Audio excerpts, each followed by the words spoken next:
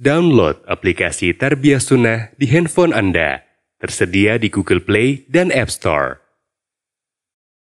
Bismillahirrahmanirrahim. Assalamualaikum warahmatullahi wabarakatuh. Alhamdulillah. Alhamdulillahilladzi hadana lihadza wa ma kunna linahtadiya an hadana Allah. Wa asyhadu an la ilaha illallah wahdahu la syarika lah. Wa asyhadu anna Muhammadan abduhu wa rasuluh sallallahu alaihi wa ala alihi wa ashabihi wa sallama tasliman mazida wa ba'd. Ayuhal ikhwah, para jamaah Masjid Agung Al-Ukhwah Bandung yang Allah muliakan. Alhamdulillah, kembali kita berjumpa melanjutkan kajian kitab A'malul Qulub. Kita sudah membahas tentang wara'. Sekarang bagaimana cara meraih sifat wara'? Sebenarnya penjelasannya tentang tingkatan-tingkatan wara'. Tapi dari penjelasan ini kita bisa mengetahui bagaimana caranya agar kita bisa wara', minimal dari wara' level terendah, level pertengahan, sampai level tertinggi. Ada 4 tingkatan wara'. Ada yang wajib, ada yang sunnah. Yang wajib minimal ini harus dilakukan oleh seluruh kaum muslimin. Karena level yang wajib ini tidak dilaksanakan, dia terjerumus ke dalam dosa, terancam oleh azab. Apabila tidak bertobat dari hal ini, maka dia akan terkena azab yang diancamkan. Kalau yang sunnah nanti ada berapa tingkatan, mulai tingkatan wara' sunnah yang terendah sampai yang tertinggi. Adapun wara' yang sifatnya wajib adalah wara' dari apa yang dilarang oleh Allah Azza wa Jalla. Yang dilarang itu ada 2. Yang diharamkan artinya menjauhi apa yang Allah haramkan. Kita wajib wara' dari hal itu, menjaga diri dari hal itu. Dan yang diharamkan yang kedua adalah meninggalkan kewajiban. Yang dilanggar, yang dilarang harus dijauhi. Terus yang wajib harus dilaksanakan. Wara' dari meninggalkan yang wajib. Meninggalkan rukun Islam yang 5, meninggalkan sholat, meninggalkan saum, meninggalkan zakat bagi yang sudah terkena kewajiban zakat, meninggalkan haji bagi yang sudah terkena kewajiban haji. Meninggalkan semua kewajiban itu haram, melaksanakannya wajib. Maka wara' yang wajib bagi setiap muslim adalah tarkul muharramat wa fi'lul wajibat. Meninggalkan semua yang haram, melaksanakan semua yang wajib. Maka berkata muallif ketika menerangkan wara' ini, fayajibu ala kulli muslim ayyattaqiya ma harramallah wa ya'ti bima aujaba alaih. Wajib bagi setiap muslim menahan diri dari apa yang Allah haramkan dan melaksanakan apa yang Allah wajibkan. Inilah wara' yang wajib. Menjaga diri dari apa yang Allah haramkan, maksudnya menjaga diri, menjauhkan diri dari apa yang Allah larang, dan menjaga diri dari meninggalkan kewajiban. menjaga diri dari meninggalkan kewajiban, jangan sampai meninggalkan kewajiban. Laksanakan kewajiban tersebut. Inilah wara' yang wajib. Kedua, ini wara' yang sunnah. Siapa yang wara' dalam level yang kedua ini, dia lebih tinggi tingkatannya daripada yang pertama. Siapa yang tidak wara' dari hal yang kedua ini, dia tidak berdosa. Apakah wara' yang kedua yang disebut dengan wara' yang sunnah?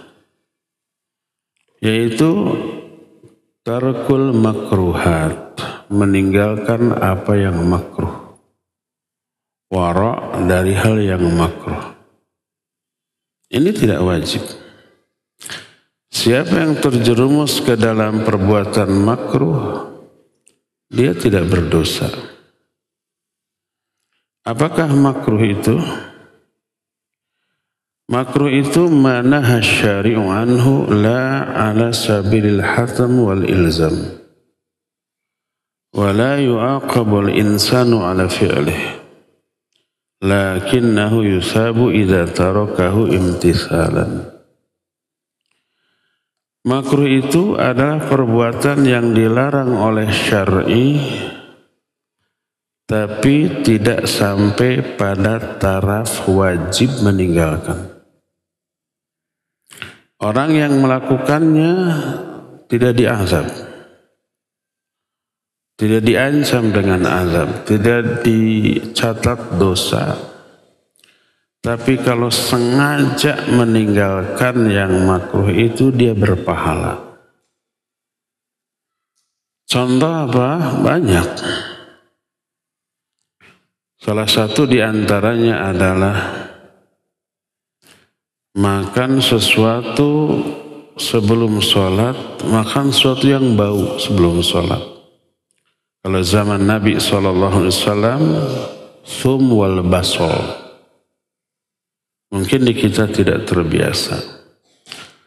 Thum itu bawang putih, basol itu bawang merah. Dengan cara apa? Ditambul mentahnya, sebelum sholat. Sehingga mulutnya bau bawang.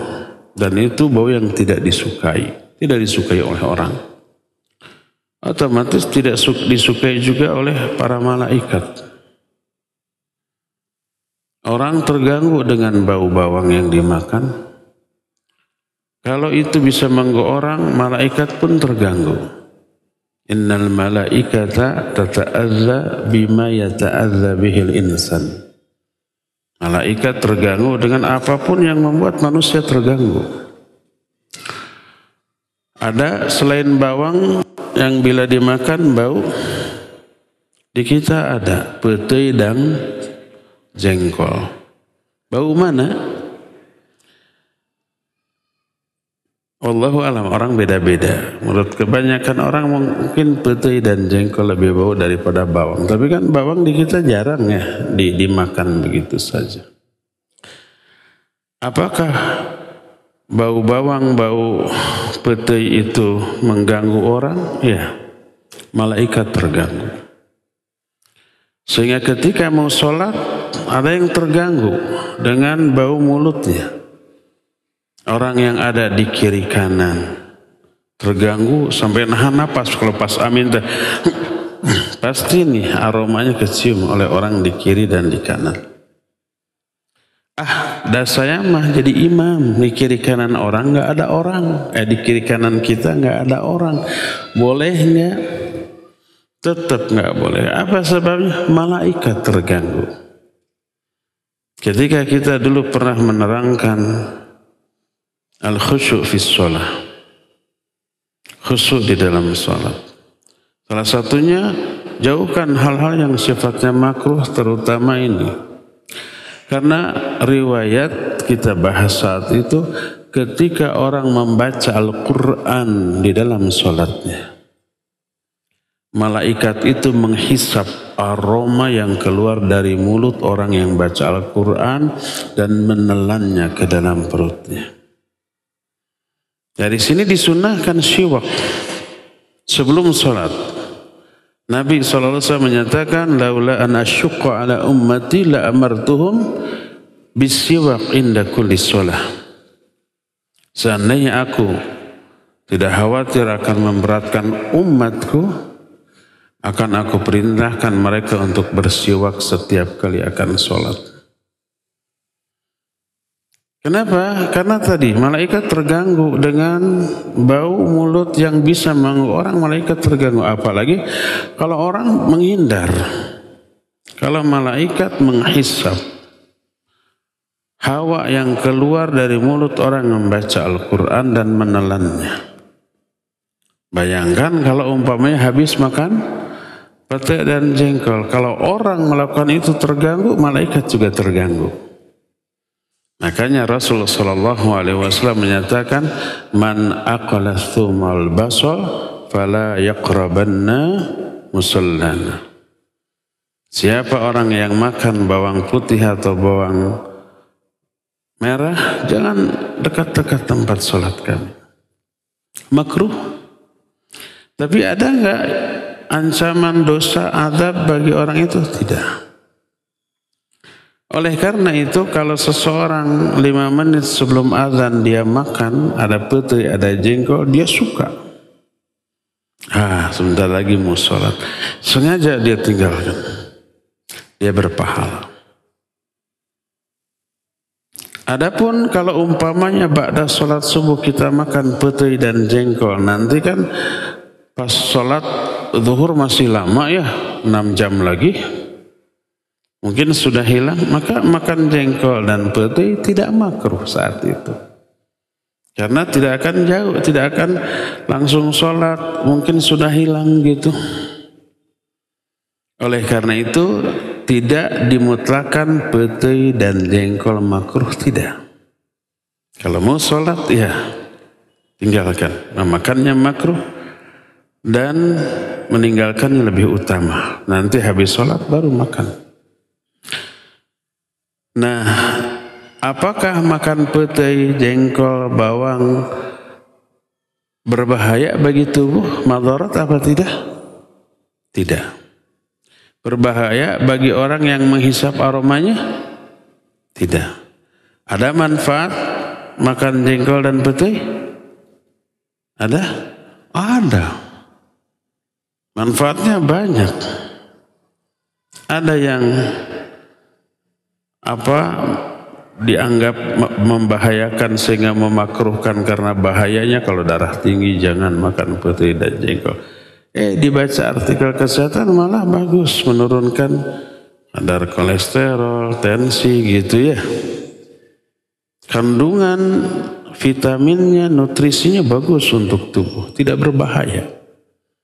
Satu-satunya madarat pete jengkol atau bawang adalah baunya. Kandungannya bagus. Sebagian orang menyatakan berdasarkan pengalaman dan penjelasan medis itu obat. Hanya satu aja bau. Udah selain bau manfaat. Oleh karena itulah maka tidak sampai pada level haram atau makruh secara mutlak. Makruhnya hanya ketika akan sholat. Apakah rokok makruh? Lihat. Apakah kandungan rokok sama dengan kandungan pete dan jengkol? Jauh beda. Ada manfaatnya. Selain nikmat bagi perokoknya, nggak ada. Ada bahayanya? Banyak.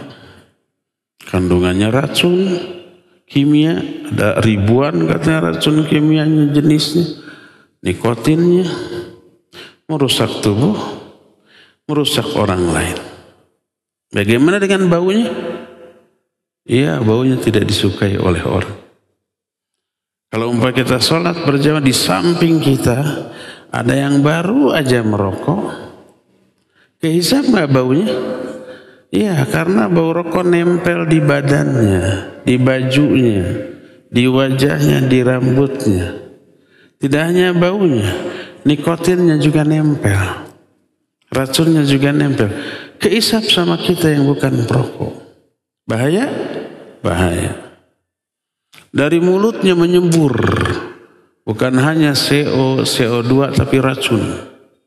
Keisap sama orang di sekitarnya. Masuk paru-parunya. Bahaya? Bahaya. Maka zalim tuh. Walaupun sudah tidak merokok. Merokoknya sekali merokok ke puncak gunung. Habis satu batang balik lagi ke rumah. Nafas yang disemburkannya tetap memadaratkan orang lain. Dia menyemburkan racun udara ke atas, oleh kita kehisap. Masuk paru-paru. Makanya tidak bisa disamakan hukum merokok dengan hukum makan jengkol. Dari segi baunya lebih bau, isi kandungannya berbahaya bagi orang lain, bagi dirinya. Maka bukan makruh, itu haram. Berdasarkan hal itu, maka makruh adalah apa yang dilarang oleh syariat tapi tidak sampai pada taraf wajib meninggalkannya. Tidak ada ancaman azab bagi para pelakunya. Dan ada iming-iming pahala bagi yang sengaja meninggalkannya. Para ulama membedakan makruh dengan yang mubah. Makruh itu perbuatan level antara haram dan mubah. Ini mubah jelas, ini haram jelas, di tengah-tengahnya ada makruh. Jadi yang makruh kalau melanggarnya, melaksanakannya enggak dosa. Tapi meninggalkannya lebih utama. Maka warok level kedua adalah meninggalkan yang makruh. Dan ini hukumnya sunnah. Kalau yang makruh saja tinggalkan, apalagi yang haram. Dan inilah level yang kedua dari tingkatan-tingkatan warok. Warok dari yang makruh. Ini sunnah. Kalau yang wajib, warok dari meninggalkan perintah dan dari melanggar larangan. Warok dari hal itu. Tinggalkan yang dilarang, laksanakan yang diperintahkan. Kalau yang makruh tidak wajib ditinggalkan, tapi siapa yang meninggalkannya afdal, bagus. Tingkatan ketiga dari waro adalah fi'lu ma yushakku fi wujubi wa tarku ma yushakku fi tahrimi idhafatan ila ma sabaqa. Ini level yang lebih tinggi. Ini sunnah tingkatan kedua. Sunnah warok tingkatan pertama meninggalkan yang makruh. Sunnah tingkatan kedua yang sekarang kita bahas. Apakah sunnah tingkatan kedua dari warok? Atau boleh dikatakan tingkatan ketiga dari seluruh tingkatan warok? Tingkatan pertama meninggalkan yang haram, tingkatan kedua meninggalkan yang makruh. Tingkatan ketiga adalah fi'lu ma yushakku fi wujubi wa tarku ma yushakku fi tahrimi. Melakukan apa yang diragukan kewajibannya dan meninggalkan apa yang diragukan keharamannya. Naon itu? Dua kalimat. Melakukan apa yang diragukan kewajibannya. Kalimat kedua, meninggalkan apa yang diragukan keharamannya. Adapun kalimat pertama, melakukan apa yang diragukan kewajibannya, artinya antara wajib dan sunnah. Kalau yang sunnah jelas, yang wajib jelas. Yang wajib itu meninggalkannya dosa, melaksanakannya berpahala. Kalau yang sunnah, melaksanakannya berpahala, meninggalkannya tidak dosa.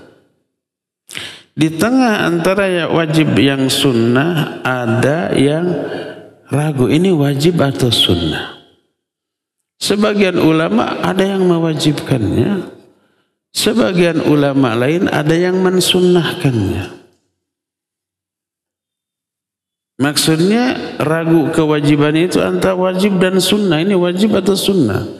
Dan amalan yang diikhtilafkan oleh para ulama antara wajib dan sunnah banyak. Maka sikap waro dalam masalah itu, walaupun ada yang mensunnahkannya tapi ada yang mewajibkannya, jangan ditinggalkan, lakukan ini. Contoh apa? Banyak. Contohnya salat tahiyatul masjid. Jumhur ulama mensunnahkannya. Sebagian ulama ada yang mewajibkannya. Berdasarkan hadis, idza dakhala ahadukum al-masjida fala yajlisanna hatta yusalli rak'atain. Apabila salah seorang di antara kalian masuk masjid, jangan sampai duduk sebelum dia sholat 2 rakaat. Sehingga ketika Nabi SAW sudah berdiri khutbah pada waktu sholat Jumat, ada orang baru datang, gek aja duduk. Ditegur oleh Nabi, hal sholait rakaatain, apa kamu sudah sholat 2 rakaat? La. Qum fasolli rakaat. Bangun, sholat 2 rakaat. Sampai diperintahkan. Hadis tadi sebagian ulama menyatakan wajib tahiyatul masjid. Jumhur ulama menyatakan ini sunnah. Kita ragu yang benar, yang wajib atau yang sunnah. Karena ini diikhtilafkan ragu. Tapi ragunya antara sunnah dan wajib. Sifat waro dalam hal itu jangan tinggalkan. Sholatlah 2 rakaat setiap kali masuk masjid. Sholat apa? Tergantung. Kalau saat itu ada sholat sunnah yang disyariatkan seperti qobla, umpaya pas kita beres adzan zuhur, kita masuk masjid. Ada qobla 2 rakaat, ada. Laksanakan qobla. Itu sudah tersakup tahiyatul masjid. Sudah tersakup dalam hadis, idza dakhala ahadakumul masjid fala yajlisanna hatta yusalli rak'atain. Kalau kau masuk ke dalam masjid, jangan duduk sebelum sholat 2 rakaat. Sholat apa? Pokoknya sholat aja. Jadi kalau itu sholat tahiyatul sholat qobla subuh umpamanya atau qobla zuhur, itu sudah melaksanakan hadis ini. Adapun kalau masuk masjid tidak ada sholat apapun, gitu ya, umpamanya jam 11 masuk ke dalam masjid, nggak ada sholat apapun, duha sudah tadi, zuhur belum waktunya adzan. Nah, sholat 2 rakaat, ulama menyebut sholat tahiyatul masjid. Nah, ini contoh yang diragukan kewajiban. Contoh lain,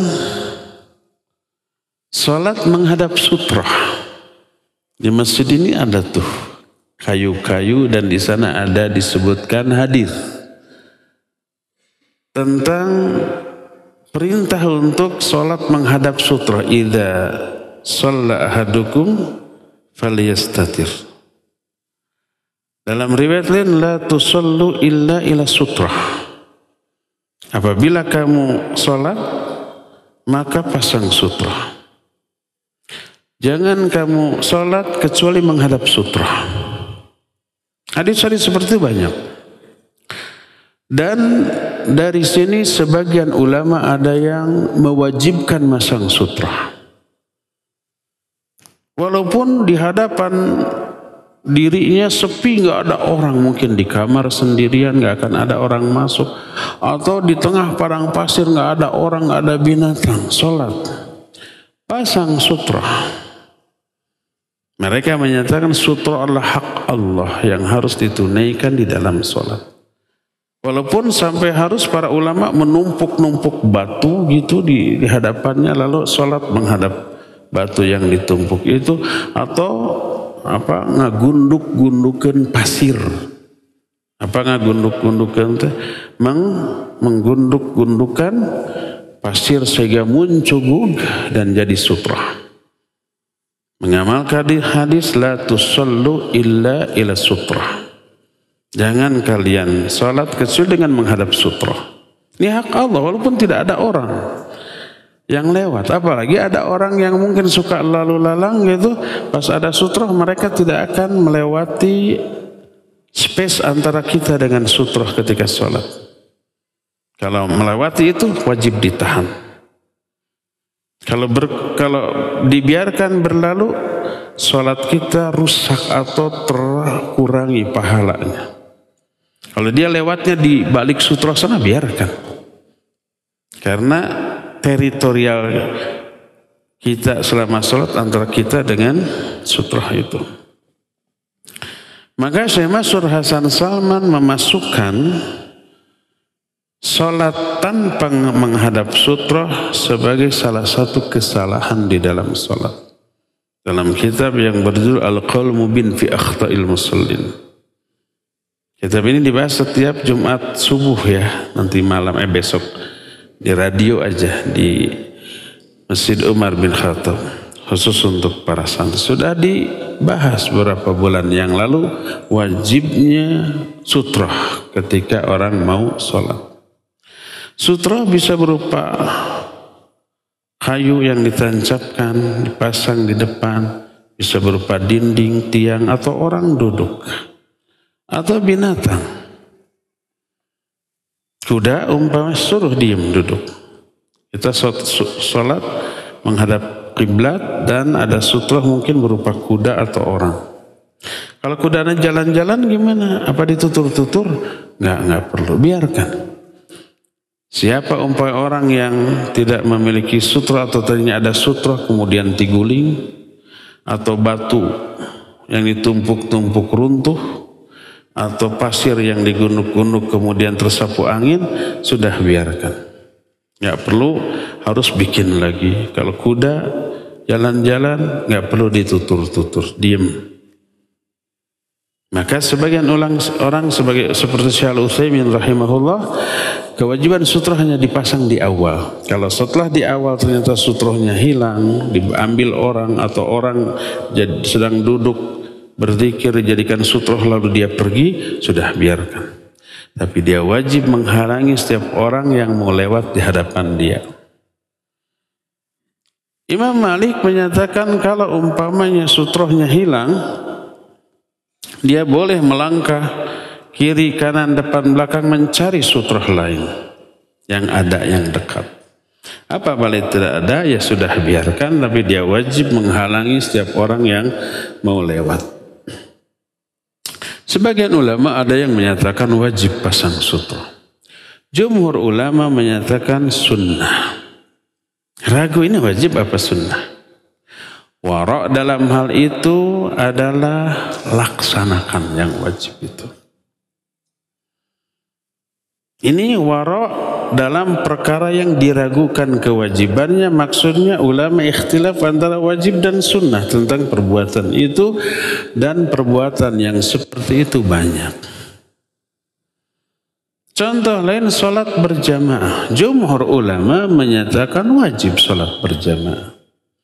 Sebagian ada yang menyatakan sunnah muakkadah. Nah, wara' dalam hal itu laksanakan yang wajib, jangan sampai ditinggalkan. Laksanakan amal yang diragukan antara wajib dan sunnah, pegang teguh. Ini kalimat pertama dari wara' tingkatan ketiga, fi'lu ma yusyakku fi wujubi. Melaksanakan perbuatan yang diragukan kewajibannya, maknanya antara sunnah dan wajib. Kalimat kedua, wa tarku ma yusyakku fi tahrimihi, meninggalkan apa yang diragukan keharamannya. Maksudnya amalan yang oleh para ulama diikhtilafkan apakah haram apa makruh. Haram apa makruh. Maka tinggalkan. Mau haram mau makruh tinggalkan. Kalau tadi mau wajib mau sunnah laksanakan, pegang teguh. Minimal kalau sunnah itu berpahala. Antara haram dan makruh udah tinggalkan. Minimal kalau toh itu makruh kita dapat pahala karena meninggalkan dengan sengaja sesuatu yang makruh tersebut. Inilah level yang ketiga dari wara', yaitu melaksanakan apa yang diragukan kewajibannya. Maksudnya amalan yang dihukumi wajib atau sunnah dan diikhtilafkan oleh para ulama tentang masalah itu. Itu yang ketiga. Keempat, inilah puncaknya wara'. Inilah tingkatan wara' yang tertinggi. Apakah level yang keempat dari wara'? Wa huwa ra'su hadzas sulam. Ini puncak tangga sifat wara'. Wa huwa tarku fudulil mubah khasyatan al-wuqu' fil makruh awil haram. Yaitu meninggalkan berlebih-lebihan dalam perkara mubah karena khawatir terjerumus ke dalam yang haram atau yang makruh. Banyak amalan yang mubah. Mubah itu dilaksanakan tidak dosa, tidak pahala. Ditinggalkan tidak dosa, tidak pahala. Makan, minum, tidur, berbicara, tertawa, itu mubah. Makan, nggak berpahala, nggak dosa. Tidur, nggak tidur, nggak berpahala, nggak berdosa. Tertawa, nggak tertawa, tidak berpahala, tidak berdosa. Mubah. Tapi berlebih-lebihan dalam hal mubah, buruk, jelek. Makan terus sehari 5 kali, sehari makan 5 piring. Sampai kemerdekaan. Artinya ungop gitu ya, susah bergerak, sakit perut. Harus istirahat, jalan dikit sakit. Karena terlalu penuhnya. Orang Sunda bilang kali kiben. Kali kiben itu rasa sakit di perut. Karena kekenyangan terus melakukan aktivitas. Suka sakit ya. Itu jelek apa buruk? Buruk dari segala segi. Dari segi kesehatan buruk, buncit tuh yang kayak begitu. Dari segi produktivitas dalam beraktivitas buruk menghalangi itu. Gak bisa langsung produktif, gak bisa langsung aktif. Gitu ya. Dan dari segi agama atau sifat wara ini bisa menghilangkan sifat wara, minimal menguranginya. Karena khawatir terjerumus ke dalam haram atau minimal yang makruh. Kulu washrabu wala tusrifu. Makan, minum, tapi jangan berlebih-lebihan. Demikian juga tertawa, nggak masalah, sekali 2 kali tertawa, tidak terlarang. Tapi terus ketawa sepanjang hari, nggak ada yang lucu juga ketawa, ini nggak bagus. La tukthirul dhahak, fa inna kathratul dhahak yumitul qalb. Jangan terlalu banyak tertawa, karena banyak tertawa itu mematikan hati. Tertawa hukum asalnya mubah, boleh. Nabi suka tertawa? Iya, suka tertawa. Bahkan kalau Nabi tertawa, gigi gerahamnya kelihatan ya. Tapi berlebih-lebihan dalam perkara mubah nggak bagus.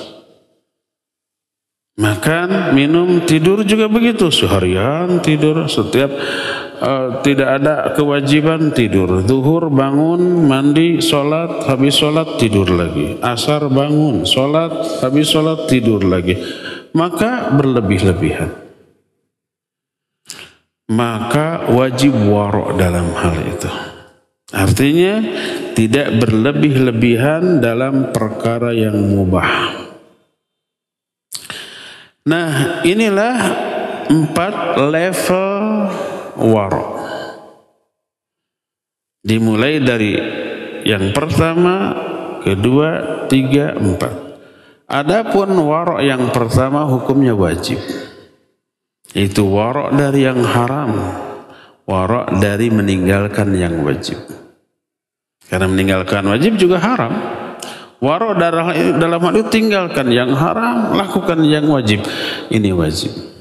Adapun warok level kedua dan sampai keempat sunnah.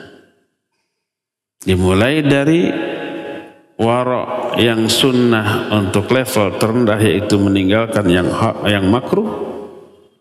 Kedua, meninggalkan apa yang diragukan kewajibannya, ya antara wajib dan sunnah, atau meninggalkan apa yang diragukan keharamannya, dan itu adalah warok tingkatan warok yang sunnah tingkatan yang kedua.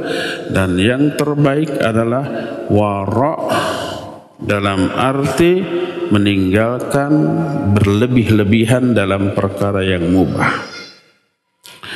Berkata Syekhul Islam Ibn Taimiyah rahimahullah, kata beliau, fal wajib yajibu an tuf'ala wal muharramat yajibu an tutraka wa hadha wara'u wajib. Yang wajib harus dilakukan, yang haram harus ditinggalkan, dan ini wara' yang hukumnya wajib. Fa ammal wara'ul mustahab fahu ala thalathi maratib. Adapun wara' yang sunnah ada 3 tingkatan. Tingkatan pertama tarkul makruhat wa fi'lul mustahabbat. Wara' sunnah yang pertama meninggalkan yang makruh dan melaksanakan yang sunnah. Meninggalkan sunnah tidak dosa, tapi meninggalkan yang afdol. Wara' dalam hal itu laksanakan sunnah dan tinggalkan yang makruh. Ini wara' level yang pertama. Siapa yang demikian, maka dia sudah sampai pada taraf wara'. Siapa yang wara'nya hanya level pertama, yaitu yang wajib saja, hanya meninggalkan yang haram, melaksanakan yang wajib, berarti dia masih meninggalkan yang sunnah, masih melaksanakan yang makruh. Dosa tidak? Tidak dosa. Meninggalkan yang sunnah tidak dosa, melaksanakan yang makruh juga tidak dosa. Bisa ke surga apa bisa ke neraka? Ke surga, tidak ke neraka, karena tidak melanggar yang haram, tidak meninggalkan yang wajib. Ke surganya mana? Ashabul yamin. Dia akan masuk ke dalam golongan kanan. Inilah yang oleh Allah disebut dalam surah Al-Waqiah, wa ashabul yamin. Ma ashabul yamin fi sidri makhdud wa talhim mandud wa dhilli mamdud wa ma'in maskubah. Golongan kanan. Ini selamat ke surga. Di dalam surah yang lain orang ini disebut muqtasid. Allah menyatakan summa awrathna al-kitaba alladhina astafaina min ibadina faminhum muqtasid wa minhum faminhum zalimun li nafsihi wa minhum muqtasidun wa minhum sabiqun bil khairat biiznillah. Kami wariskan kitab Al-Quran kepada umat pilihan kami, kepada hamba-hamba kami yang terpilih. Maksud kitab di sini Al-Quran. Maksud hamba-hamba pilihan kami adalah umat Islam. Kita ini hamba pilihan Allah yang diberi kitab Al-Quran. Maka umat Islam yang diberi kitab Al-Quran terbagi kepada 3 golongan. Pertama, faminhum zalimun li nafsihi.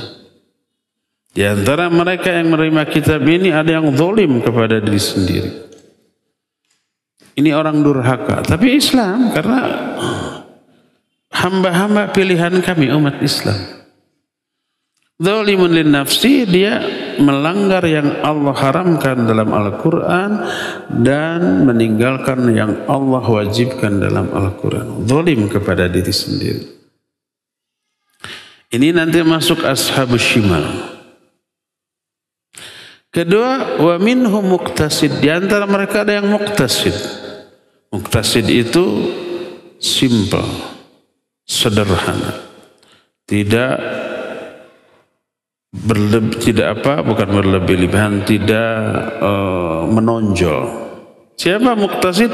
Yang hanya melaksanakan yang wajib dan hanya meninggalkan yang haram. Yang sunnah ditinggalkan. Yang makruh kadang dilakukan. Dan ini tidak dosa. Muqtasid namanya. Wa minhum sabiqun bil khairat biiznillah. Di antara mereka ada yang berlomba-lomba dalam kebaikan. Nah, ini mah yang ketiga, yang terhebat, yang terbagus, melaksanakan yang wajib plus yang sunnah. Fardu kalaku, sunnah apa, dan meninggalkan yang makruh, apalagi yang haram. Yang makruh ditinggalkan, yang haram apalagi. Ini yang sabiqun bil khairat, berlomba-lomba dalam kebaikan. 3 golongan. 3 golongan di dunia dalam mensikapi Al-Quran ini diterangkan nasibnya dalam surah Al-Waqiah. Idza waqa'atil waqi'ah. Terus wa antum azwajan thalatha. Kalian terbagi kepada 3 kelompok. Fa ashabul yamin, ma ashabul yamin. Pertama kelompok kanan. Wa ashabus shimal, ma ashabus shimal. Kedua kelompok kiri. Yang ketiga was-sabiqunas sabiqun ulaikal muqarrabun. Ketiga ini yang sabiqun, berlomba-lomba dalam kebaikan. 3 golongan. Nah, adapun golongan kanan yang muqtasid tadi, itu yang waro wajib. Tingkatan waro yang wajib itu melaksanakan yang wajib, meninggalkan yang haram. Ini ashabul yamin. Kalau yang wajib ditinggalkan, yang haram dilaksanakan, masuk ashabus shimal. Nah, kalau yang wajib dilaksanakan, yang sunnah dilaksanakan, yang haram dijauhi, yang makruh juga dijauhi, maka dia masuk ke dalam waro yang sunnah. Tingkatan waro yang sunnah ada 3, yaitu meninggalkan yang makruh, apalagi yang haram. Melaksanakan yang sunnah, apalagi yang wajib. Ini waro yang sunnah tingkatan pertama. Tingkatan yang kedua, antuf ala ma yusyakku fi wujubihi ihtiyatan wa antusraku ma yusyakku fi tahrimihi ihtiyatan. Yang tingkatan waro sunnah yang kedua ini lebih tinggi lagi. Menjaga, memelihara amalan yang diragukan antara wajib dan sunnah. Ini mah dipiara, dianggap wajib saja. Kalau toh itu ternyata sunnah, meninggalkan melaksanakan yang sunnah kan memang bagus. Meninggalkan yang diragukan keharamannya, minimal makruh ditinggalkan. Apalagi yang di atas makruh, apalagi yang dikhawatirkan ini haram, lebih ditinggalkan lagi. Dalam rangka kehati-hatian. Jangan sampai ini mas sunnah ditinggalkan. Ternyata wajib. Jangan sampai ini makruh dilaksanakan. Ternyata haram. Nah, maka dia nggak mau itu. Tinggalkan apa yang diragukan keharamannya dan pegang teguh apa yang diragukan kewajibannya. Dan tingkatan tertinggi antutraka fudulul mubah allati yukhsha an tajurra ila al-haram bisyarat alla yakuna fil fi'li aw tirki mafsadatun a'zam wa tafitu maslahatin akbar. Yang ketiga, meninggalkan hukum amalan yang mubah, berlebih-lebihan dalam yang mubah karena khawatir terseret kepada yang haram, dengan syarat dengan syarat ini melaksanakan hal ini tidak sampai menimbulkan mafsadat yang besar. Kalau ternyata menimbulkan mafsadat yang besar,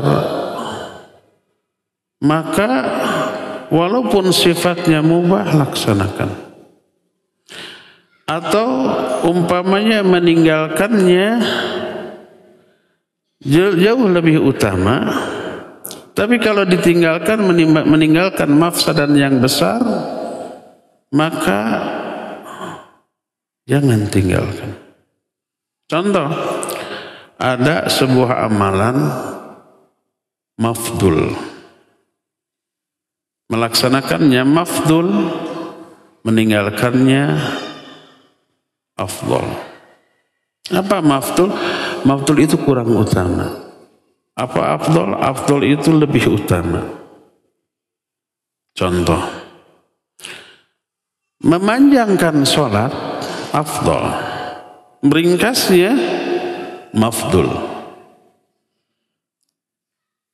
Sholat lama itu bagus, sholat singkat ringkas nggak bagus.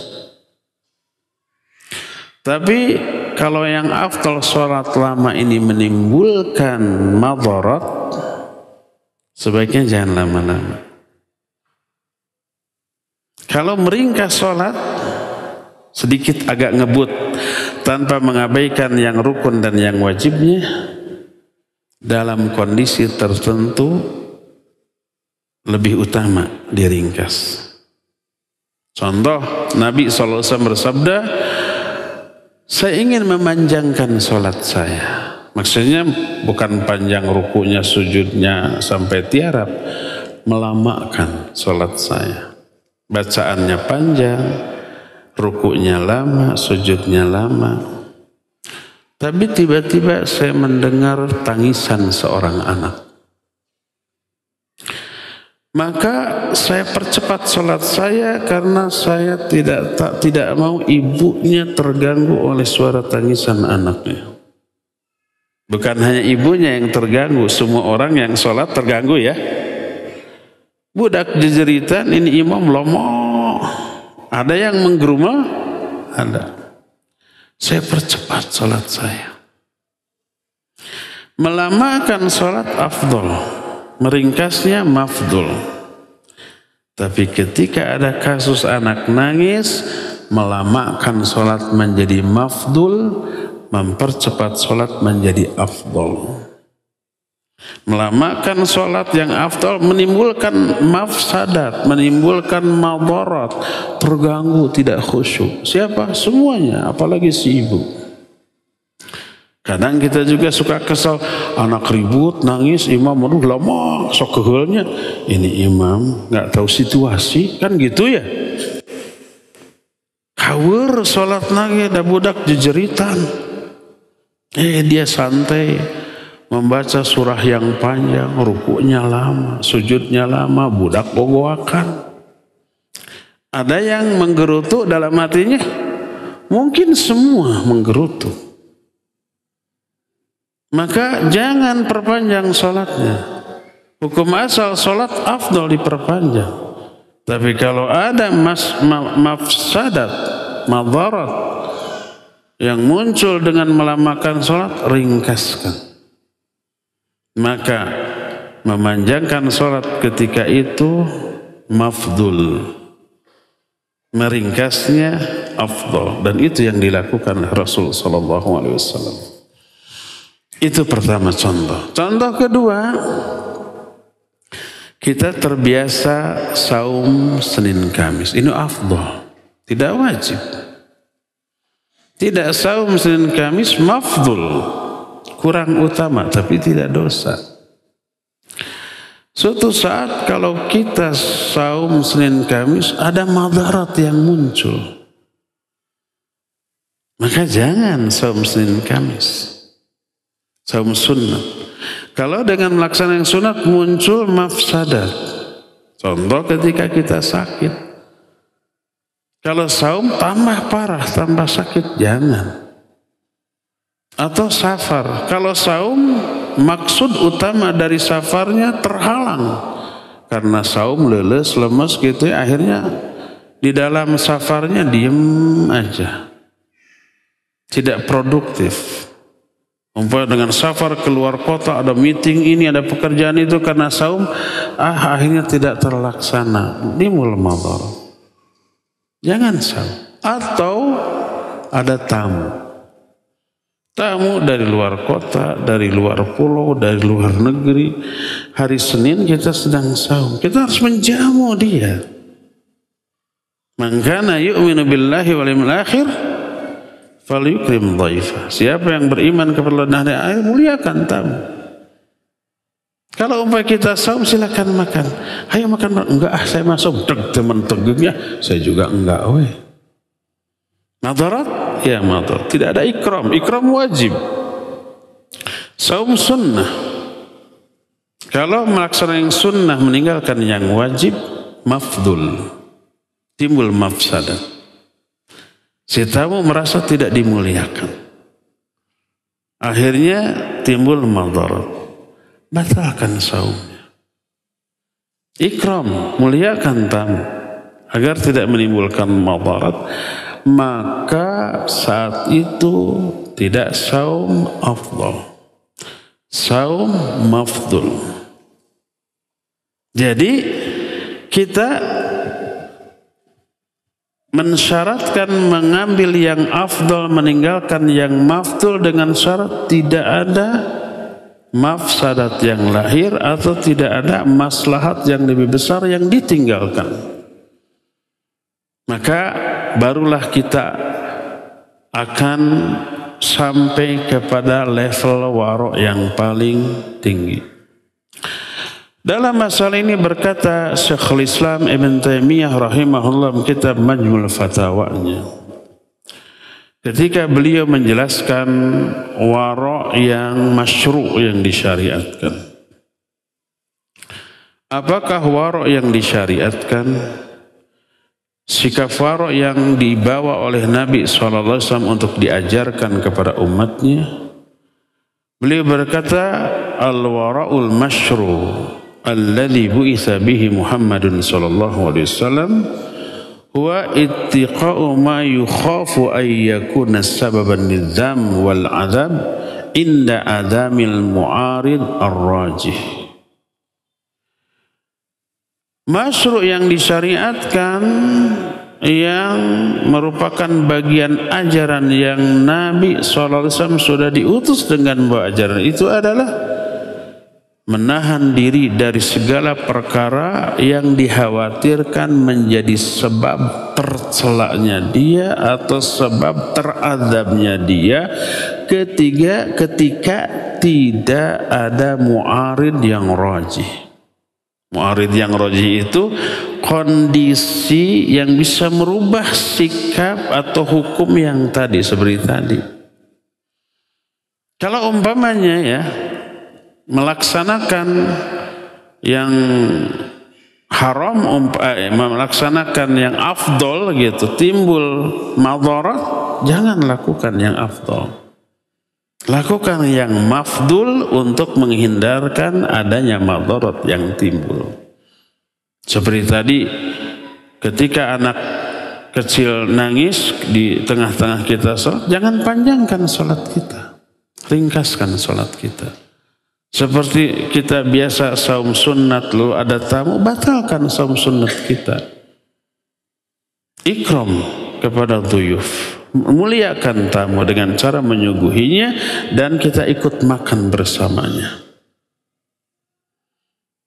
Berkata lagi beliau dalam ungkapan yang lain, Wa ammal wara'ul wajib fahuwa ittiqa'u ma yakunu sababan lidzam wal adab wa huwa fi'lul wajib wa tarkul muharram.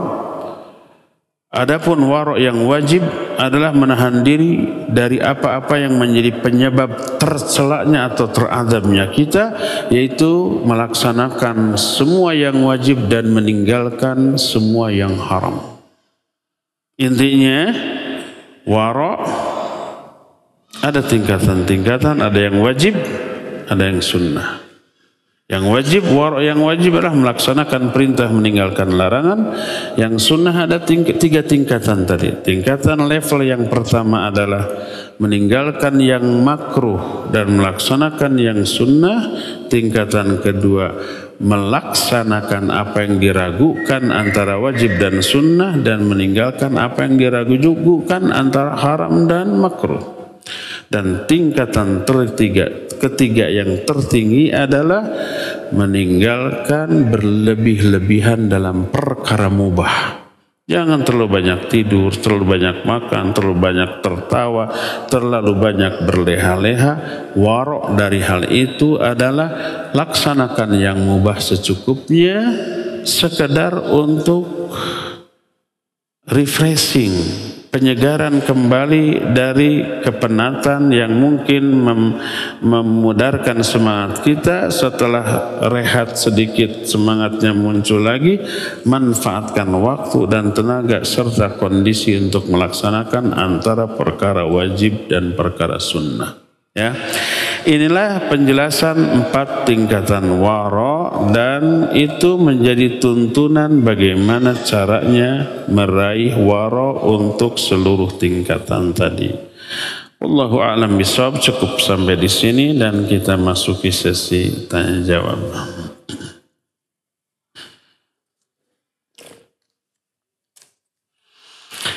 Pertanyaan pertama.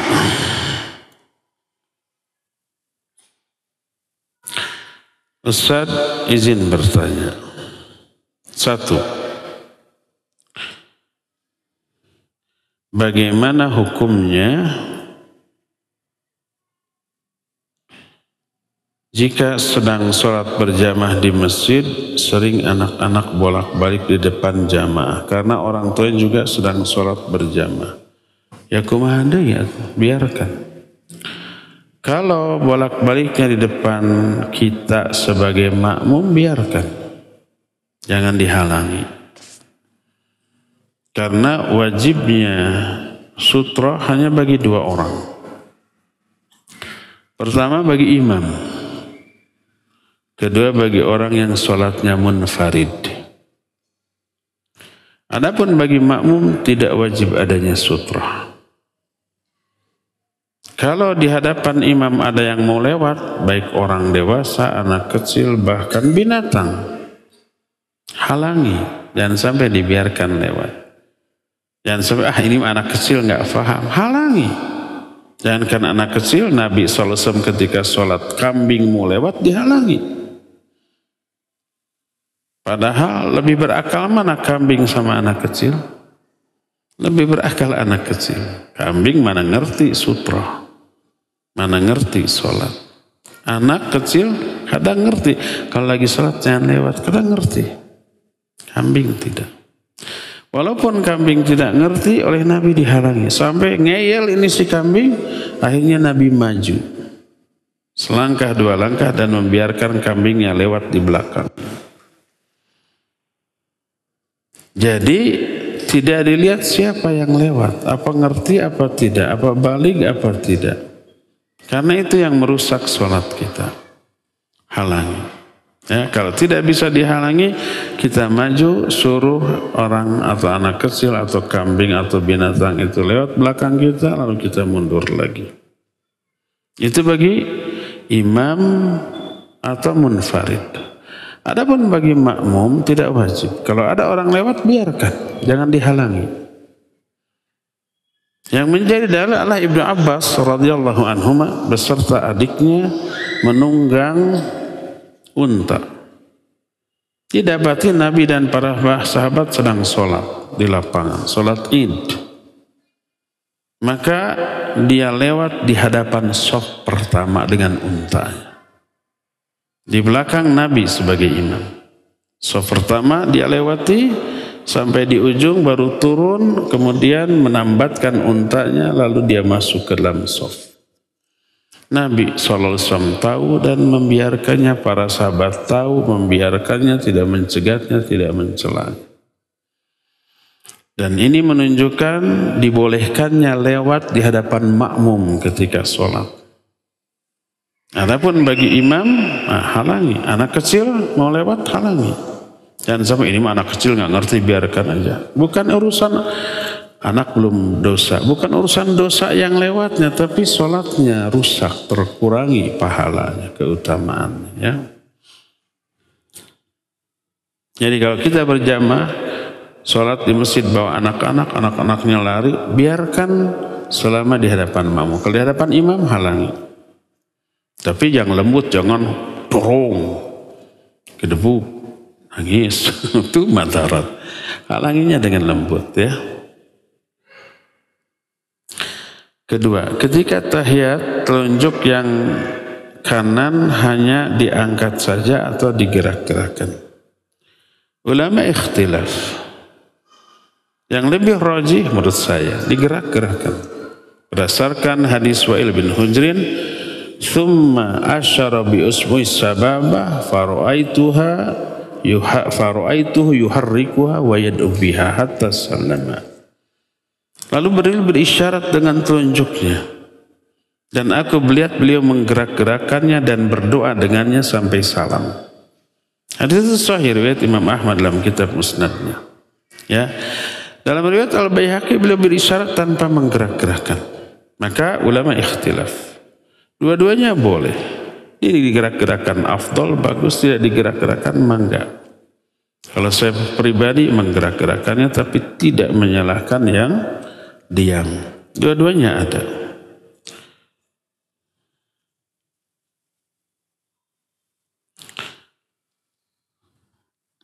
Ustaz, apakah benar jika ada seorang sholat di belakang kita dan dia menjadikan tubuh kita, maka kita jangan pergi sampai ia beres sholat? Dan apa boleh sholat menggunakan sajadah yang hanya untuk wajah? Ana pernah mendengar dilarang karena mengikuti Yahudi, tapi ana belum menemukan dalilnya. Ya, pertama, kalau kita sedang duduk lalu ada orang sholat menjadikan kita sebagai sutroh, bagus diam. Kalau nggak ada keperluan apa-apa. Kata Rasul sallallahu alaihi wasallam, la yu'minu ahadukum hatta yuhibba li akhi ma yuhibbu li nafsihi. Tidak beriman salah seorang di antara kalian sehingga dia mencintai kebaikan untuk saudaranya sebagaimana dia mencintai kebaikan itu untuk dirinya sendiri. Saudaranya suka kalau kita diam sampai dia selesai sholat. Kita juga kalau ada orang duduk kita jadikan sutroh gitu. Kita suka kalau dia sampai duduk sampai kita selesai. Maka lakukan itu untuk orang lain. Bagaimana kalau kita ada keperluan kebelet gitu. Kalau nunggu dia selesai 4 rakaat, jebol pertahanan. Atau ada keperluan mendadak. Kalau enggak madarat, maka silakan tinggalkan. Gimana dengan dia? Ya terserah dia. Kalau umpamanya dia melihat ada sutroh yang lebih dekat, dia melangkah. Kalau tidak, ya dia akan tetap, kalau umpamanya ada di depan 10 langkah, nggak perlu melangkah, diam aja. Tapi dia berkewajiban menghalangi setiap orang yang mau lewat.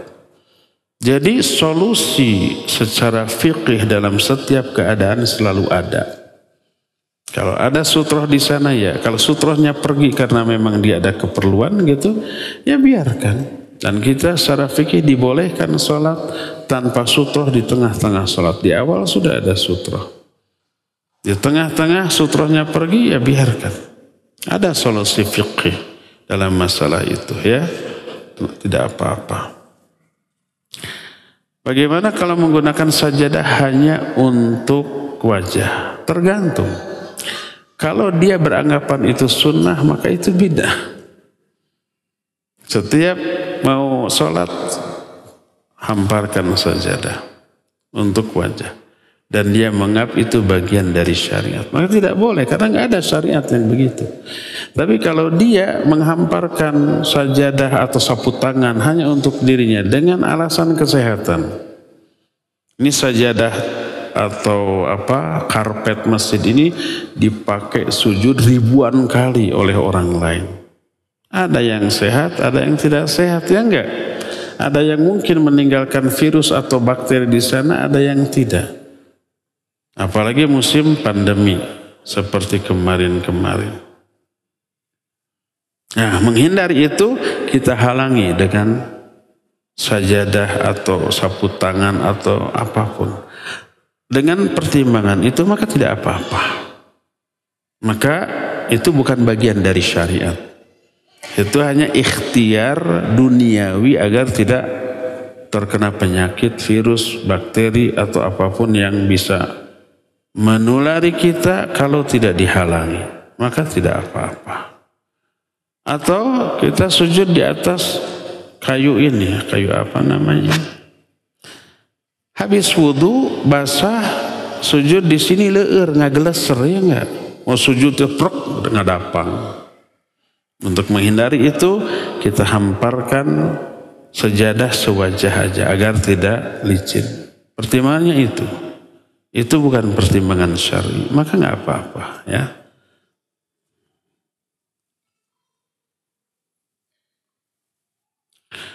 Ustaz, tolong beri nasihat anak yang masih berlebihan menghabiskan waktu dalam perkara mubah. Anak masih belum bisa meninggalkan bermain game hingga 2 jam per hari. Waliyadzubillah. Ya, itu bisa masuk ke dalam kategori makruh atau haram. Karena apa? Merusak mental, otak kelelahan. Terus bikin ketagihan. Berefek nggak kepada ibadah? Berefek. Apalagi malam begadang. Pas subuh kebablasan. Diguyah-guyah, dibangunkan susah. Sholat selalu masbuk, kadang terlewat. Karena keranjingan main game itu bisa sampai pada haram karena berefek terjerumus ke dalam perkara yang haram. Yang haram adalah mengabaikan sholat. Tidak pernah atau jarang mendapatkan takbiratul ihramnya imam. Selalu masbuk. Karena apa? Karena pas adzan baru ngorejat. Itu nggak bisa langsung kalau yang seperti itu. Karena mentalnya, psikisnya sudah lemah. Perlu rehat sebentar, ke air juga malas berat gitu. Sudah qomat baru wudu, begitu ke masjid sudah rakaat, sudah surat atau sudah ruku rakaat kedua masbuk. Kalau sampai pada taraf itu ini haram. Tidak boleh, ya. Ingat, game merusak mental, pikiran dan juga menimbulkan efek candu, ketagihan. Terlebih di dalam sholat Allahu Akbar kebayang itu game. Screen, monitor, komputer, tablet, kadang di HP ada aplikasi gamenya, gampang bisa di-download. Terus itu terbayang dalam sholat Allahu Akbar, terbayang-bayang. Merusak. Maka tinggalkan. Gak layak seorang talibul ilm, seorang muslim untuk bermain game seperti itu. Jangankan 2 jam per hari. Jangan coba-coba iseng-iseng aja nih 5 menit. Niatnya 5 menit, berhenti saja. Karena penasaran, kalah. Sekarang harus berhasil. Kalah. Level awal masih kalah. Sekarang targetnya minimal sampai level 2. Kalah terus penasaran. Alhamdulillah level pertama alhamdulillah. Kedua ini asyik nih. Pokoknya kedua harus dapat sampai ketiga. Padahal itu ada 1000 level. Waliyadzubillah. Jangan ikhwan akhwat. Siapa yang ada aplikasi game dalam HP-nya hapus segera. Jangan ini mas sekedar untuk iseng. Isengnya tiap jam. Akhirnya menjadi menu pokok ketika membuka HP kita.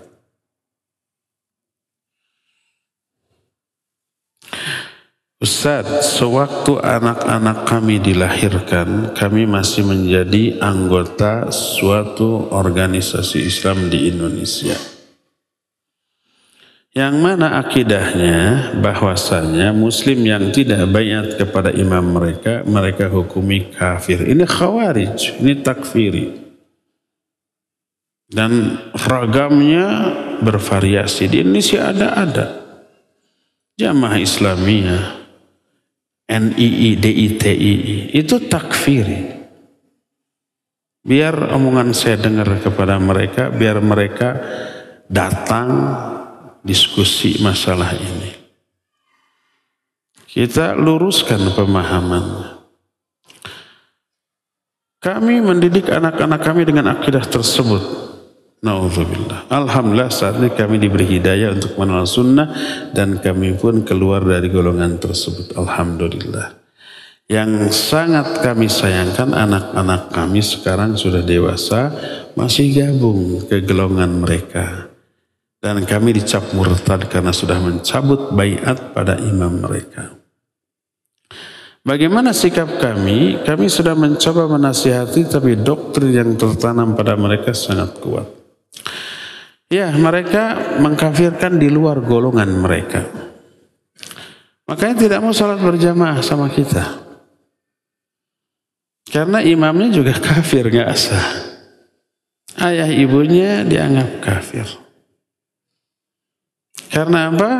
Karena tidak berbaiat kepada imam mereka. Apa yang harus kita lakukan? Patahkan argumentasinya. Kita sudah membaca argumentasi mereka, mempelajarinya, dan sungguh lemah. Ada dengan logika, ada dengan ayat, ada dengan hadis yang sahih, ada dengan hadis yang dhaif atau palsu. Di antara ayat yang dijadikan dalil untuk mewajibkan ada imam banyak. Yauma nad'u kulla in unasin bi imamihim. Pada hari kiamat kami panggil semua manusia bersama imam-imam mereka. Ini ayat. Tapi ayatnya pasti benar. Pemahaman yang suatu kita nanti di akhir dipanggil bersama imam. Imam antum apa? Siapa? Ayat ini mewajibkan adanya imam. Kalau tidak punya imam dipanggil, mana imam kamu? Saya nggak punya imam. Menyalahi ayat ini. Itu tuh. Padahal imam yang dimaksud di sana adalah kitab catatan amal masing-masing. Yaumadan ukulla unasin bi imamihim. Saat itu kami panggil semua manusia dengan imamnya, maksudnya dengan catatan amal. Makanya setelah ayat itu dikatakan fa amma man utiya kitabahu bi yamini. Siapa orang yang mengambil imam kitab catatan yang disebut imam saya dengan tangan kanannya, fa ulaika humul muflihun. Mereka berbahagia. Ataupun yang mengambil dari tangan kirinya, maka mereka lah orang-orang yang merugikan diri sendiri dan merugikan keluarganya dan seterusnya. Imam di sana catatan. Lihat konteks ayat setelahnya, lihat penjelasan para ulama ahli tafsir. Jangan difahami menurut otaknya masing-masing, bahkan dipolitisir sebagai dalil yang memperkuat tujuan politis mereka. Itu pertama. Terus mana lagi? La islama illa bil jamaah wala ijamata illa la islama illa bil jamaah wala jamata illa bil imarah wala imarata illa bi ta'ah wala ta'ata illa bil imamah wala imamata illa bil bay'ah. Tidak ada Islam kecuali dengan jamaah. Tidak ada jamaah kecuali dengan imarah. Dengan imamah. Tidak ada imam kecuali dengan imarah. Tidak ada imarah kecuali dengan ketaatan. Tidak ada ketaatan kecuali dengan bayat. Ini wajib bayat ke imam. Nah, terus man khala'a ribqatal Islam man kharaja min ta'atil imam faqad khala'a ribqatal Islam min unuqih. Siapa orang yang melepaskan ketaatan kepada imam, berarti dia setelah melepaskan ikatan Islam dari punduknya hatta yarji'a, sampai dia kembali. Hadis itu sahih riwayat Imam Muslim. Kalau hadis yang tadi la Islam illa bil jamaah itu hadis dhaif, bahkan ada mudraj, ada yang ditambahkan. Hadis itu diriwayatkan Imam Ad-Darimi dalam kitab Sunan Ad-Darimi dan sanadnya dhaif jiddan.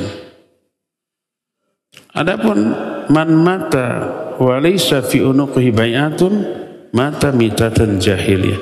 Siapa yang mati dan tidak ada ikatan baiat di kuduknya, matinya jahiliyah. Lalu hadis itu difahami jahiliyah itu kafir. Tidak baiat kepada imam, kafir. Hadisnya sahih riwayat Imam Muslim. Coba lihat penjelasan para ulama tentang hadis ini. Penjelasan Imam An-Nawawi dalam kitab Syarah Sahih Muslim. Itu banyak. Yang dimaksud siapa yang tidak mati dalam keadaan tidak ada ikatan baiat di kuduknya, dia matinya mati jahiliyah. Ada dua makna. Bukan maitatan jahiliyah, tapi mitatan jahiliyah. Mitatan maknanya adalah haliyatul maut wa hayatihi. Keadaan kondisi ketika dia mati, berarti saat itu tidak ada imam syar'i yang legal. Tidak ada kekhalifahan seperti zaman sekarang. Tidak ada amir yang legal secara syar'i seperti di sekarang. Berarti masa tersebut adalah masa yang tidak ada imam. Kondisinya kondisi yang jahiliyah. Bukan orang itu yang mati sebagai orang jahiliyah, bukan. Jadi ketika tidak ada imam berarti tidak ada baiat. Seperti sekarang. Maka para ulama dalam kitab tarikh mereka, setelah kekhalifahan tidak ada, muncul zamanul mamalik. Zamanul mamalik itu zaman para raja. Maka umat Islam terpecah menjadi beberapa negara, yang satu negara dipimpin oleh satu raja muslim. Itu sudah terjadi zaman dulu sampai zaman sekarang. Arab Saudi negara Islam, ada raja. Negara lain Qatar ada rajanya, Oman ada rajanya, dan semuanya muslim. Baiatnya ke siapa? Ke imamnya masing-masing, ke rajanya masing-masing. Berbaiat ya. Tapi tidak semua rakyatnya baiat, itu berapa juta diwakili. Nah, adapun orang yang hidup bukan di negara Islam seperti Indonesia, maka tidak berlaku itu semua. Karena kondisi, situasi. Berdasarkan hal itu, maka mitatan jahiliyah bukan orang itu kafir, tapi keadaannya.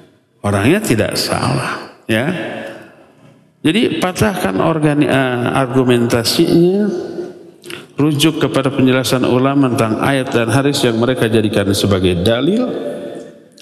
Maka kalau argumentasinya terpatahkan, maka keyakinan yang dibangun di atas argumentasi yang salah tadi akan runtuh. Dan betapa banyaknya orang yang setelah kita dakwahi, kita ajak dialog, rujuk banyak. Yang tadinya gubernur di negara Islamnya masing-masing, kita dakwahi, rujuk. Di Tasik ada, di Bandung ada, di beberapa tempat ada yang rujuk, ada yang kekeh ngeyel. Kalau yang kekeh ngeyel, ya kita sudah menyampaikan dan tetap membuka pintu dialog dengan mereka, ya. Tidak usah sembunyi-sembunyi. Semoga Allah memberikan hidayah dan taufik kepada mereka.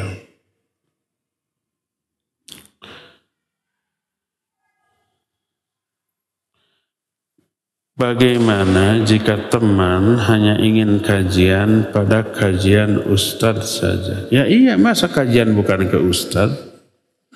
Jangan, harus ke ustadz. Masa kajian ke dokter?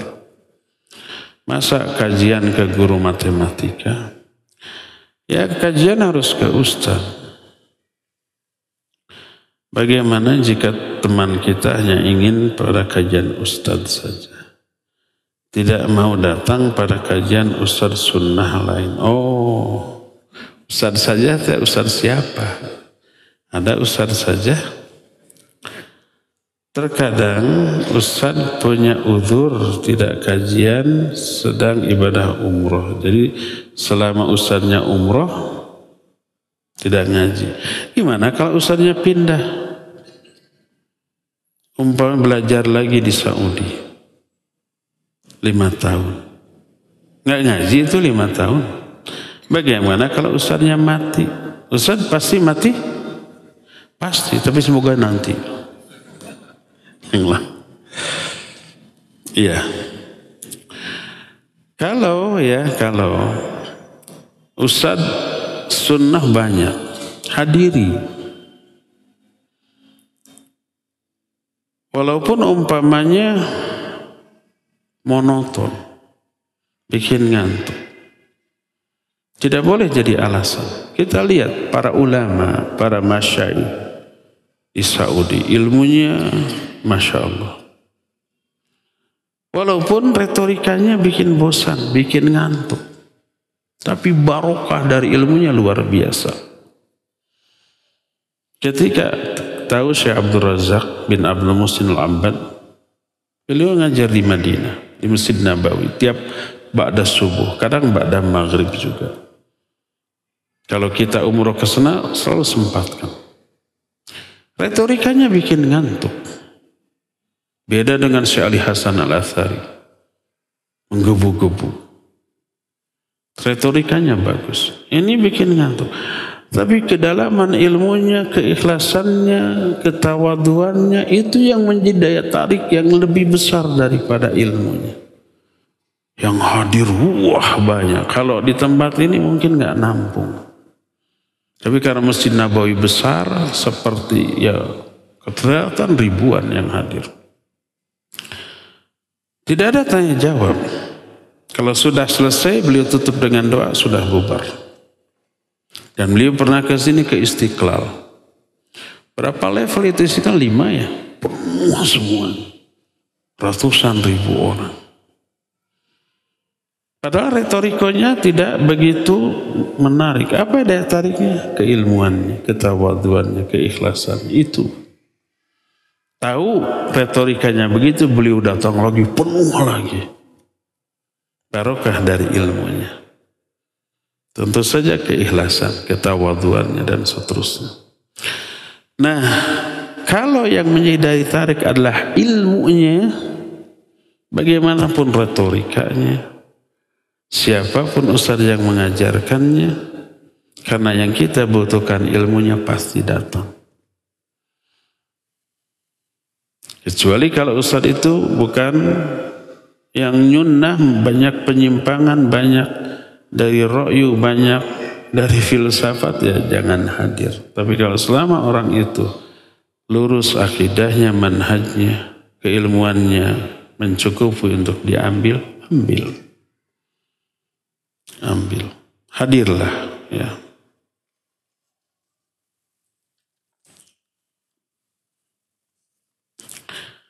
Bagaimana caranya agar hati dan pikiran anak yang utama, yaitu kepada Allah dan Rasulnya, agar tidak disibukkan dengan memikirkan kelakuan sikap suami yang kadang-kadang tidak menyenangkan, bahkan lisannya menyakitkan.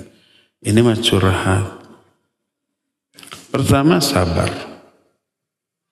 Jangan sampai sikap nyebelin suami kepada istri menghalangi istri dari melakukan kewajiban. Pertama, sabar. Kedua, coba introspeksi. Barangkali nyebelinnya sikap suami dan nyelekitnya omongan suami itu sebagai respon dari sikap kita yang tidak menyenangkan dia. Dia balas dengan sikap yang juga tidak menyenangkan kita. Coba bersikap manis kepada suami, ramah, peduli, perhatian, tunaikan kewajiban tanpa memikirkan hak. Berikan hak orang lain akan memberikan haknya kepada kita. Coba berawal dari sana. Mungkin nanti akan berubah, ya.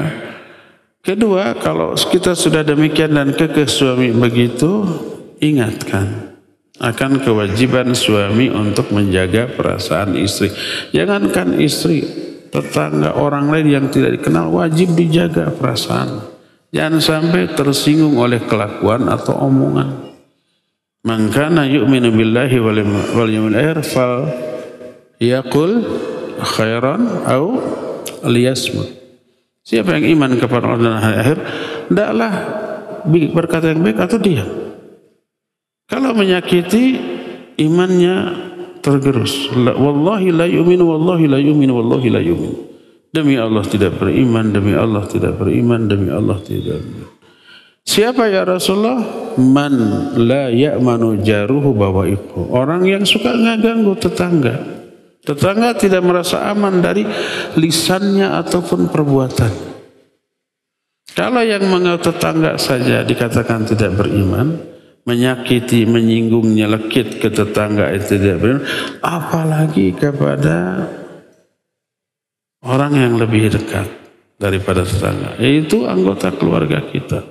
Ke istri, ke suami, ke anak-anak, ke orang tua, ke adik, ke kakak, ke pembantu sekalipun. Lebih dekat dibanding ke tetangga. Jaga hati mereka, perasaan mereka. Jangan sampai tersakiti oleh lisan kita. Wa ashiruhunna bil ma'ruf. Perlakukan mereka secara ma'ruf. Ya, ingatkan dia bahwa ucapan dan perbuatan yang nyelekit merusak kebahagiaan rumah tangga. Mengurangi, merusak romantisme, kemesraan, kehangatan keluarga, hubungan antara suami istri terjegal dengan hal ini. Kita nggak nyaman lagi bersama pasangan yang suka menyakiti, malah deg-degan, aduh khawatir omongannya nyelekit lagi nih, kan gitu ya. Jangan sampai seperti itu. Bahagiakan pasangan kita, maka kita akan bahagia dengan kebahagiaan pasangan kita tersebut.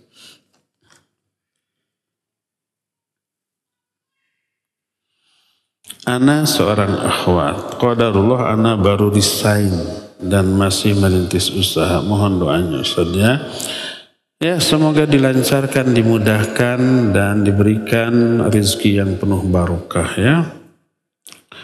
Semoga bisnis Anda lancar agar Anda dapat menggunakan izin Allah. Amin. Ana masih memiliki adik yang kuliah, namun ayah Ana sudah tidak bekerja. Umurnya sekarang 50 tahun, masih muda dan sehat. Karena Karena usaha Ana yang belum stabil, masih mengandalkan uang tabungan Ana. Terkadang terlintas di pikiran Ana sangat berat mencari nafkah padahal ayah Ana masih ada. Ini sudah bersuami apa belum? Sebagian besar kebutuhan di-cover oleh kakak Ana yang juga akhwat. Apakah salah jika Ana berpikir seperti itu? Dan apa saja hal yang menggugurkan seorang kepala keluarga untuk memberi nafkah? Mohon nasihat. Ini disamarkan, udah menikah apa belum? Kalau ada suami, biar suami yang menghandle. Katakanlah ini belum punya suami atau pernah bersuami kemudian bercerai atau ditinggal mati. Taib. Merasa berat dalam mencari nafkah? Ya, semua orang merasa begitu. Walaupun ada orang yang mudahnya mencari nafkah, itu yang Allah mudahkan mencari nafkah.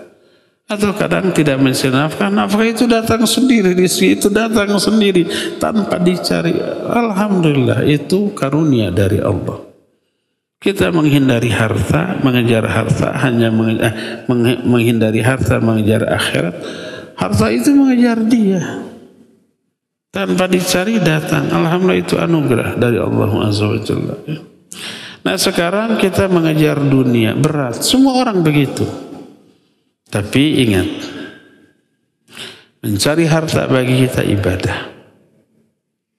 Bukan sekedar mencari hasil dari usaha kita. Karena melaksanakan perintah Allah cari nafkah. Fantashiru fil ardi wabtaghu min fadlillah. Bertebaran kalian di muka, keluar dari rumah, cari harta Allah. Laksanakan amal itu ibadah. Talabul halali jihadun. Itu kata Ibnu Mas'ud dan Ibnu Abbas. Mencari harta yang halal adalah jihad. Berpahala, ya berpahala. Mau dapat harta, mau tidak, sudah jihad, sudah berpahala, sudah menggugurkan dosa, sudah memperoleh pahala, sudah mencari ridho Allah. Maka mencari rezeki bagi seorang muslim ibadah. Dalam benaknya apa? Dalam benaknya pahala atau dosa, ridho Allah atau laknat Allah, pisurgaan atau pinarakain. Masalah untung rugi nomor sekian. Yang penting melakukan ikhtiar yang diperintahkan. Kalau pikiran seorang mukmin dalam mencari harta itu begitu, dia akan menjaga diri dari semua hal yang terlarang secara syar'i dalam mencari nafkah. Dia menghindari riba, menghindari gharar, menghindari kedustaan, kebohongan, apalagi sumpah palsu. Dia menghindari sikap khianat, mengurangi takaran, timbangan, leteran dan seterusnya. Karena itu dosa. Kita niat mencari nafkah ibadah, tapi ketika ikhtiar mencari nafkah itu melakukan dosa, keluar dari zona ibadah. Maka jangan fikirkan hasil, yang penting kita melaksanakan perintah Allah mencari nafkah, sudah.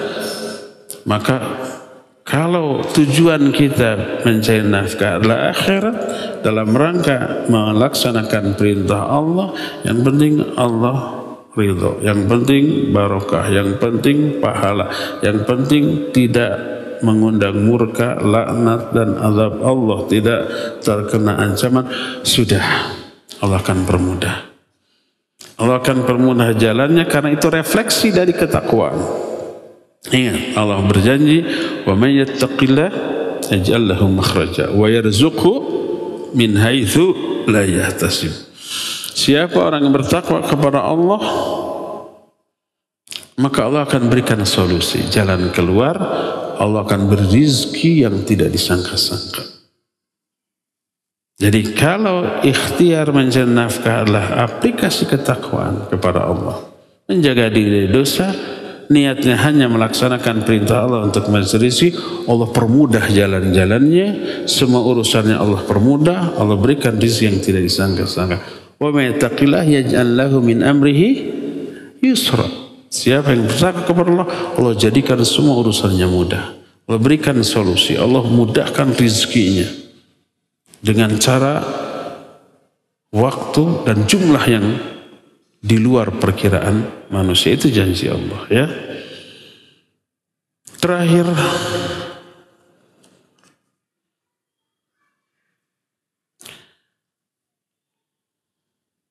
apakah hadis melarangan menyela kedua tangan atau jari saat adzan, memeluk lutut saat khutbah Jumat termasuk makruh atau sampai taraf haram? Ikhtilaf, makruh dan haram tinggalkan. Sebagian ulama menyatakan larangan itu makruh tanzih, sebagian lagi makruh tahrim. Makruh tanzih ya hukumnya makruh, dilaksanakan tidak berdosa, tapi ditinggalkan afdal. Sebagian makruh tahrim artinya haram, kalau dilaksanakan dosa, kalau ditinggalkan berpahala, ya. Walhasil tadi masuk kepada tingkatan yang kedua dari wara' sunnah, yaitu meninggalkan apa yang diragukan keharamannya karena masih ada yang berpendapat makruh. Mau haram mau makruh tinggalkan, ya. Cukup ya sampai di sini. Insyaallah kita jumpa lagi esok di hari Jumat sore di sini membahas masalah akidah insyaallah, dan materi amalan hati akan kita teruskan di hari Kamis yang akan datang. Subhanakallahumma bihamdik asyhadu an la ilaha illa anta astaghfiruka wa atubu ilaik. Walhamdulillahirabbil alamin. Wassalamualaikum warahmatullahi wabarakatuh.